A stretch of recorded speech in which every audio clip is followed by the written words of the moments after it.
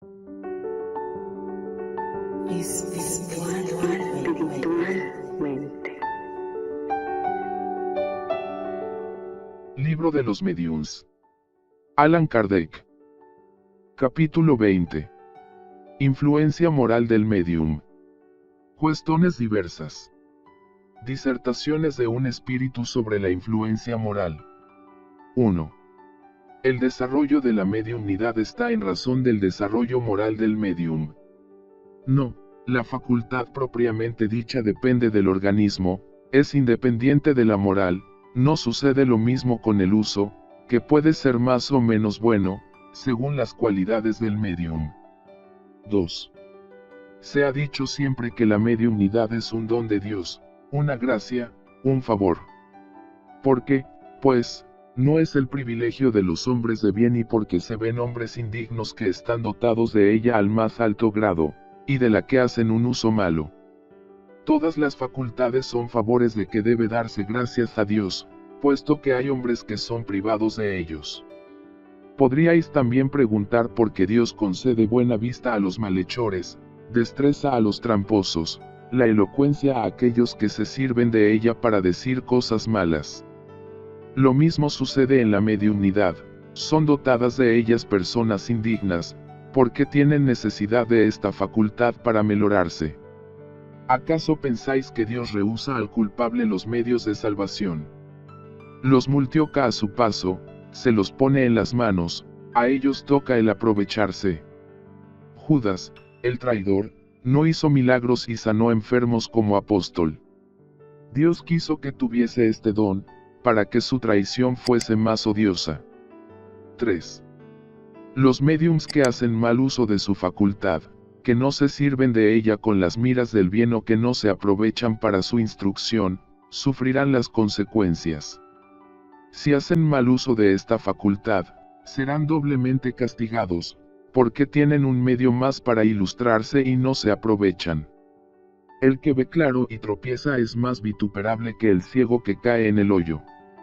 4. Hay médiums a quienes estos dan espontáneamente y casi constantemente comunicaciones sobre un mismo motivo, sobre ciertas cuestiones morales, por ejemplo, sobre ciertos defectos determinados. ¿Tiene esto objeto? Sí, este objeto es el de iluminarles sobre este punto muchas veces repetido, o para corregirles de ciertos defectos. Por esto a los unos les hablarán incesantemente de orgullo, a los otros de la caridad. Solo la saciedad puede al fin abrirle los ojos. No hay médiums que hagan mal uso de su facultad, por ambición o por interés, o comprometiéndola por una falta capital, como el orgullo, el egoísmo, la ligereza, etc., que no reciba de tiempo en tiempo algunas amonestaciones de parte de los espíritus. Lo malo es que la mayor parte de las veces no toman esto para sí. Observación. Los espíritus usan muchas veces la prudencia en sus lecciones, las dan de un modo indirecto para dejar el mérito al que sabe aplicarlas y sacar provecho, pero la ceguedad y el orgullo son tales entre ciertas personas, que no se reconocen en el cuadro que se les pone delante de los ojos, tanto más el espíritu les da de entender que se dirige a ellas, se enfadan y tratan al espíritu de mentiroso o bromista de mal género.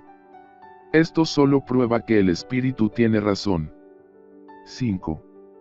En las lecciones que se dictan a un medium de una manera general y sin aplicación personal, no obra este como instrumento pasivo para servir a la instrucción de otro.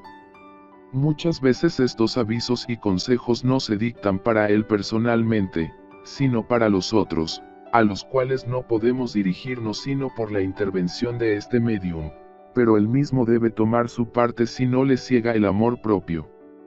No creáis que la facultad medianímica se haya dado para corregir solo a una o dos personas, no, en fines más grandes, se trata de la humanidad.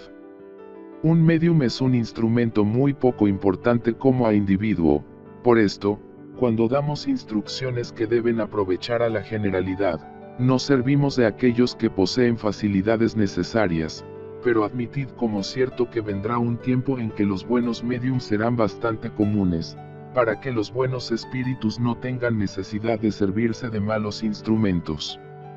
6.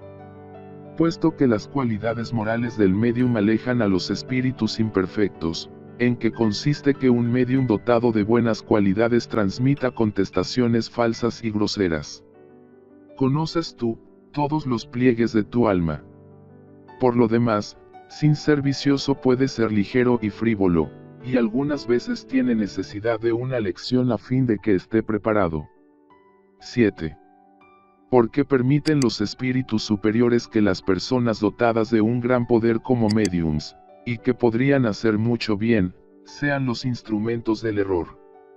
Ellos procuran influirles, pero cuando se dejan arrastrar por el mal camino les dejan ir. Por esto se sirven de ello con repugnancia, porque, la verdad no puede ser interpretada por la mentira. 8. Es absolutamente imposible el tener buenas comunicaciones por un medium imperfecto. Un medium imperfecto puede, algunas veces, obtener cosas buenas, porque sí tiene hermosa facultad. Los espíritus buenos pueden servirse de él a falta de otro en una circunstancia particular, pero esto sucede solo momentáneamente, porque desde que encuentran uno que les conviene mejor le dan la preferencia. Observación. Debe observarse que cuando los buenos espíritus juzgan que un medium cesa de estar bien asistido, y por sus imperfecciones viene a ser presa de los espíritus mentirosos, provocan casi siempre circunstancias que descubren sus faltas y les separan de las personas formales, y bien intencionadas, de cuya buena fe podría abusarse. En este caso cualquiera que sean sus facultades no son de envidiar. 9. ¿Cuál es el medium que podríamos llamar perfecto? Y perfecto, vosotros sabéis que la perfección no está sobre la tierra, de otro modo no estaríais en ella. Pues, medium bueno, y esto será ya mucho, porque son raros. El medium perfecto sería aquel a quien los malos espíritus no se hubieran atrevido jamás a hacer una tentativa para engañarle. El mejor es aquel que, no simpatizando, sino con buenos espíritus, ha sido engañado menos veces. 10. Si no simpatiza sino con buenos espíritus, ¿cómo estos pueden permitir que sea engañado? Los buenos espíritus lo permiten algunas veces con los mejores mediums para ejercitar su juicio y enseñarles a discernir lo verdadero de lo falso. Además, que por bueno que sea un medium nunca es tan perfecto que no pueda dar lugar a ser atacado por algún flanco débil. Esto debe servirle de lección. Las falsas comunicaciones que recibe de vez en cuando son advertencias para que no se crea infalible y no se enorgullezca, porque el medium que obtiene las cosas más notables no puede envanecerse por ello, pues le sucede como al que toca el organillo, que produce muy buenos aires dando vueltas al manubrio de su instrumento. 11. ¿Cuáles son las condiciones necesarias para que la palabra de los espíritus superiores nos llegue pura de toda alteración?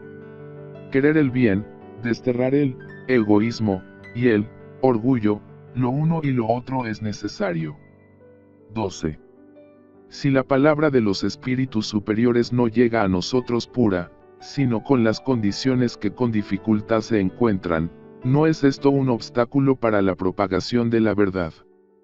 No, porque la luz llega siempre para aquel que quiere recibirla. El que quiere ver claro debe huir de las tinieblas y las tinieblas están en la impureza del corazón. Los espíritus que vosotros miráis como la personificación del bien no se presentan de buena gana al llamamiento de aquellos cuyo corazón está manchado por el orgullo, la ambición y la falta de caridad. Aquellos, pues, que quieren ver claro que se despojen de toda vanidad humana y humillen su razón ante el poder infinito del Criador, esta será la mejor prueba de su sinceridad, y esta condición cada uno puede llenarla. Si el medium, desde el punto de vista de ejecución, solo es un instrumento, ejerce con relación a la moral una gran influencia. Puesto que para comunicarse el espíritu extraño se identifica con el espíritu del medium, esta identificación no puede tener lugar sino cuando entre los dos hay simpatía y, si puede decirse así, afinidad. El alma ejerce sobre el espíritu extraño una especie de atracción o de repulsión, según el grado de su semejanza o diferencia. Así, pues, los buenos tienen afinidad por los buenos y los malos por los malos, de donde se sigue que las cualidades morales del medium tienen una influencia capital sobre la naturaleza de los espíritus que se comunican por su intermediario. Si es vicioso, los espíritus inferiores vienen a agruparse a su alrededor y están siempre prontos para tomar el puesto de los buenos que se han llamado. Las cualidades que atraen con preferencia a los buenos espíritus son la bondad, la benevolencia, la sencillez de corazón, el amor al prójimo, el desprendimiento de las cosas materiales.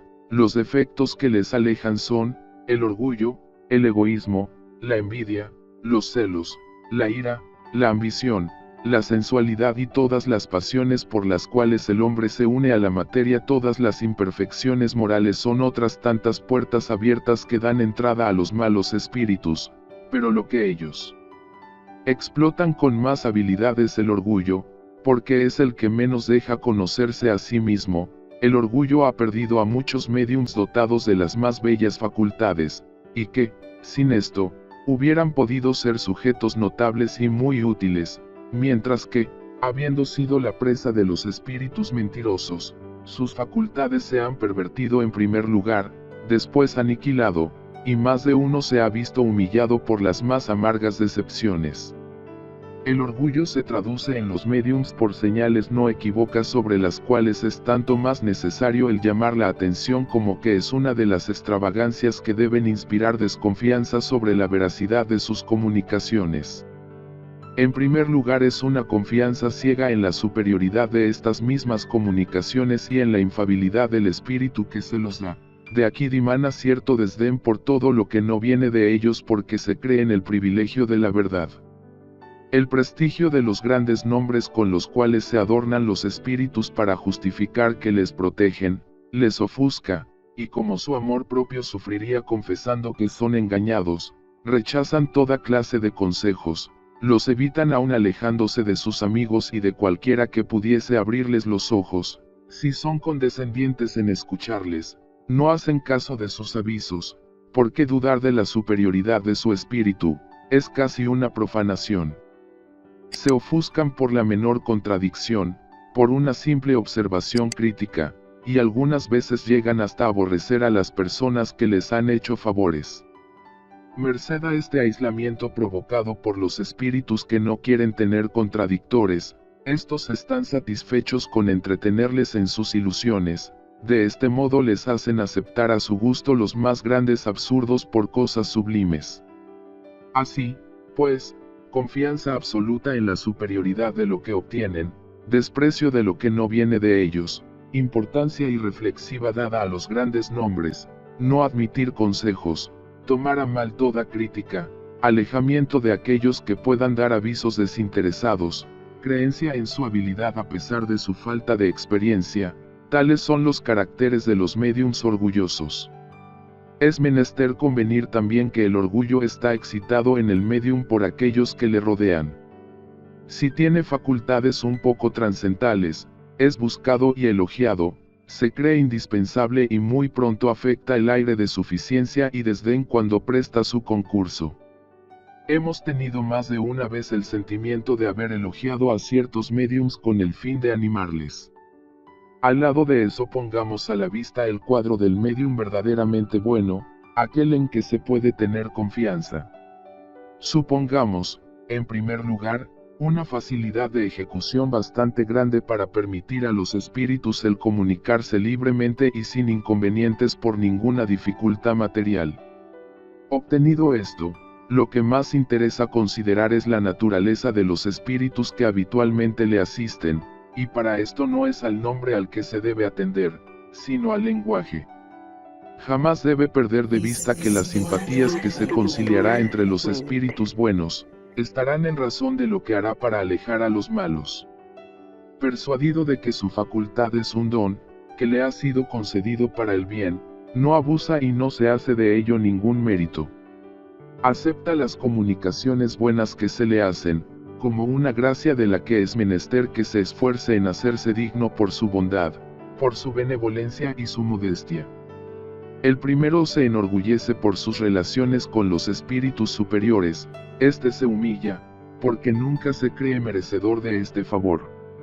La instrucción siguiente se nos ha dado con este objeto por un espíritu del que ya hemos dado algunas comunicaciones. Ya lo hemos dicho, los médiums, en su calidad de médiums, solo tienen una influencia secundaria en las comunicaciones de los espíritus. Sus funciones son las de una máquina eléctrica que transmite los despachos telegráficos de un punto distante a otro de la Tierra. De este modo, cuando nosotros queremos dictar una comunicación, obramos sobre el médium como el empleado del telégrafo sobre su aparato, es decir, de la misma manera que el tac-tac del telégrafo designa a distancia de millares de leguas sobre una tira de papel los signos reproductores del despacho, de la misma manera nosotros también comunicamos a través de distancias inconmensurables, que separan el mundo visible del mundo invisible, el mundo inmaterial del mundo encarnado, lo que nosotros queremos enseñaros por medio del aparato medianímico. Pero también así como las influencias atmosféricas sobran y turban a menudo la transmisión del telégrafo eléctrico, la influencia moral del médium obra y turba algunas veces la transmisión de nuestros despachos de ultratumba, porque nos vemos obligados a hacerles pasar por un ambiente que les es contrario. Sin embargo, esta influencia se anula por nuestra energía y nuestra voluntad y ningún acto perturbador se manifiesta. En efecto, los dictados de una alta importancia filosófica, las comunicaciones de una perfecta moralidad son transmitidas algunas veces por médiums poco a propósito para estas enseñanzas superiores, mientras que por otro lado se transmiten algunas veces comunicaciones poco edificantes por conducto de médiums que se avergüenzan de haberle servido de conductor. En tesis general, se puede afirmar que los espíritus semejantes llaman a sus semejantes y que rara vez los espíritus de pléyades elevadas se comunican por aparatos malos conductores, cuando tienen a la mano buenos instrumentos medianímicos, buenos médiums, en una palabra. Los médiums ligeros y poco formales llaman, pues, a los espíritus de la misma naturaleza, por esto sus comunicaciones están llenas de elogios, frivolidades, ideas sin continuidad y a menudo muy heterodoxas, espiritísticamente hablando. Ciertamente pueden decir y dicen algunas veces cosas buenas, pero sobre todo en este caso es menester practicar un examen severo y escrupuloso, porque entre estas cosas buenas, ciertos espíritus hipócritas insinúan con habilidad y con una perfidia calculada hechos calumniosos y aserciones mentirosas, a fin de engañar la buena fe de sus oyentes. Entonces debe uno quitar, sin consideración, toda palabra, toda frase equívoca, y no conservar del dictado sino lo que la lógica acepta o lo que la doctrina ha enseñado ya. Las comunicaciones de esta naturaleza solo son temibles para los espiritistas aislados, los grupos recientes o poco instruidos, porque en las reuniones en que los adeptos están más adelantados o han adquirido la experiencia, el grajo que se adorna con las plumas del pavo real es siempre irremisiblemente despedido. No hablaré de los médiums que se complacen en solicitar y escuchar comunicaciones obscenas, dejemos que se complazcan en la sociedad de los espíritus cínicos. Por lo demás, las comunicaciones de este orden por ellas mismas buscan la soledad y el aislamiento, en todo caso, solo podrían despertar el desdén y el disgusto entre los hombres de los grupos filosóficos y formales. Pero donde se hace sentir realmente la influencia moral del médium, es cuando éste sustituye sus ideas personales a las que los espíritus se esfuerzan en sugerirle, igualmente, cuando saca de su imaginación teorías fantásticas que él mismo cree de buena fe que resultan de una buena comunicación intuitiva.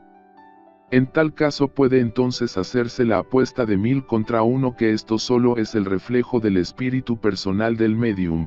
Acontece también el hecho curioso de que la mano del médium se mueve algunas veces casi mecánicamente impulsada por un espíritu secundario y velen. Contra esta piedra de toque vienen a estrellarse las imaginaciones ardientes, porque arrastrados por el ardor de sus propias ideas y por el oropel de sus conocimientos literarios, los médiums desconocen el modesto dictado de un espíritu prudente, y abandonado la presa por la sombra lo sustituyen por una paráfrasis pomposa. Contra este escollo terrible vienen igualmente a estrellarse las personalidades ambiciosas que, en defecto de comunicaciones buenas que los espíritus buenos les rehúsan, presentan sus propias obras como obra de los mismos espíritus. Aquí tenéis por qué es preciso que los jefes de los grupos espiritistas estén dotados de un tacto exquisito y de una rara sagacidad para discernir las comunicaciones auténticas de aquellas que no lo son, y para no herir a aquellos que se hacen ilusión a sí mismos. En la duda abstente, dice uno de vuestros antiguos proverbios, no admitáis, pues, sino aquello que tenga para vosotros una evidencia cierta. Desde que aparezca una opinión nueva, por poco que la creáis dudosa, pasadía por el tamiz de la razón y de la lógica, lo que la razón y el buen sentido reprueban, rechazadlo con vigor, más vale rechazar 10 verdades que admitir una sola mentira, una sola teoría falsa. En efecto, sobre esta teoría podéis edificar todo un sistema que se derrumbaría al primer soplo de la verdad como un momento construido sobre la arena movediza. Mientras que si hoy rechazáis ciertas verdades porque no se os demuestran lógica y claramente, muy pronto un hecho brusco o una demostración irrefutable vendrá a afirmaros en la autenticidad. Sin embargo, acordaos, yo espiritistas, que para Dios y para los buenos espíritus no hay nada imposible sino la injusticia y la iniquidad. El espiritismo está bastante esparcido ahora entre los hombres y ha moralizado suficientemente a los adeptos sinceros de su santa doctrina, para que los espíritus no se vean precisados a emplear los malos instrumentos de los médiums imperfectos. Si pues un médium cualquiera que sea da un legítimo motivo de sospecha, por su conducta o sus costumbres, por su orgullo, por su falta de amor y caridad, rechazad sus comunicaciones, porque hay una serpiente oculta en las matas. Aquí tenéis mi conclusión sobre la influencia moral de los médiums. Erasto.